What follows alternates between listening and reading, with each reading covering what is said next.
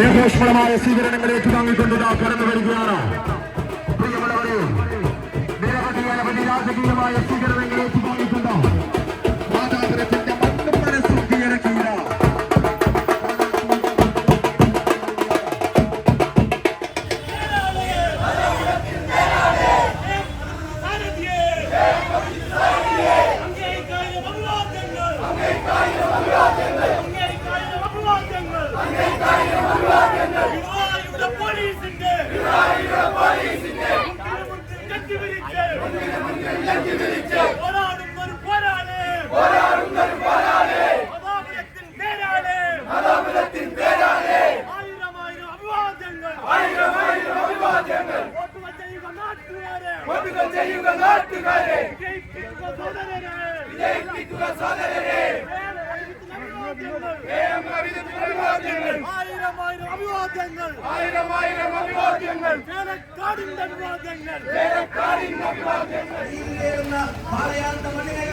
നീതിക്കായി പോരാടിയ ആ അമ്മയ്ക്ക് വേണ്ടിയുള്ള സമരമായിരുന്നു സമരം. ആ അമ്മയുടെ കണ്ണുനീരിന് വേണ്ടിയുള്ള പോരാട്ടം ഈ സമയത്ത് അവിടെ ശാരീരികമായി ഒരുപക്ഷെ കേരളത്തിലും പോലീസിലും കേരളത്തിലെ ഗവൺമെന്റും ഞങ്ങളെ വീട്ടാൻ സാധിച്ചിട്ടുണ്ടാകാം. എന്നാൽ മാനസികമായി ആ അമ്മയുടെ നീതിക്ക് വേണ്ടി അമ്മയുടെ പോരാട്ടത്തിന് വേണ്ടി നേതൃത്വം കൊടുത്തിട്ടുണ്ട് എന്നുള്ള ഏറ്റവും പ്രധാനപ്പെട്ടതായിരിക്കുന്ന വാചകം അദ്ദേഹം പറഞ്ഞു വെച്ചിട്ടുണ്ടെങ്കിൽ ഒരു കാര്യം ഞാൻ തീർച്ചപ്പെടുത്തി പറയുന്നു.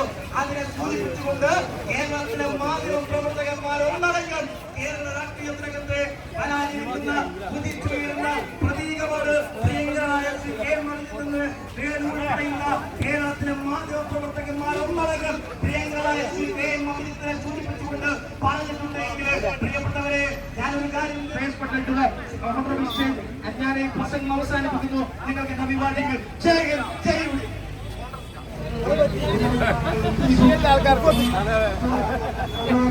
So I request the people of Nadapuram to consider him and vote him. He will be like a son, brother in your family and be with you in any of the issues, happiness, sadness. He is always with you. So please do support Abhijit.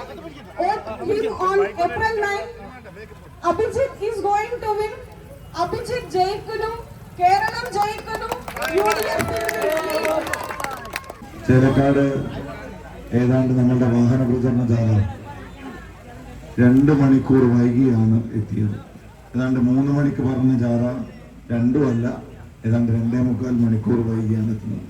പക്ഷേ ഈ വൈകി എത്തുമ്പോഴും നിങ്ങളെ പ്രകടിപ്പിക്കുന്ന സ്നേഹം, നിങ്ങളുടെ പിന്തുണ, നിങ്ങളുടെ പ്രാർത്ഥന, ഒരു കാര്യം ഞാൻ പലപ്പോഴും എല്ലാ വേദികളിലും പറയുകയാണ്, എനിക്ക് എങ്ങനെയാണ് ഈ നാദാപുരത്തെ ജനങ്ങളോട് നന്ദി പറയേണ്ടത് എന്ന് അറിയില്ല. ഒരുപക്ഷെ എൻ്റെ ജീവിത കാലയളവിൽ ഞാൻ പഠിച്ച വാക്കുകളൊന്നും എനിക്ക് നിങ്ങളോടുള്ള നന്ദിക്ക് നന്ദി പറയാനുള്ള വാക്കായി മാറുന്നുമില്ല.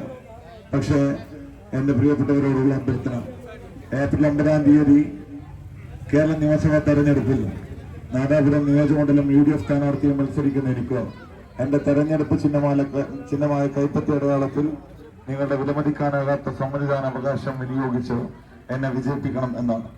വിജയിപ്പിച്ചു കഴിയുമ്പോൾ ഞാൻ നേരത്തെ സൂചിപ്പിച്ചു, വാക്കുകൊണ്ട് എനിക്ക് നന്ദി പറയാൻ കഴിയില്ല ഈ നാദാപുരത്തോട്, ഇവിടുത്തെ ജനങ്ങളോട്. പക്ഷേ എന്റെ പ്രവൃത്തിയിൽ നിങ്ങളോടുള്ള നന്ദി ഞാൻ പ്രകടിപ്പിക്കുമെന്ന് അഭിമാനപൂർവ്വം നിങ്ങളോട് സൂചിപ്പിക്കുക.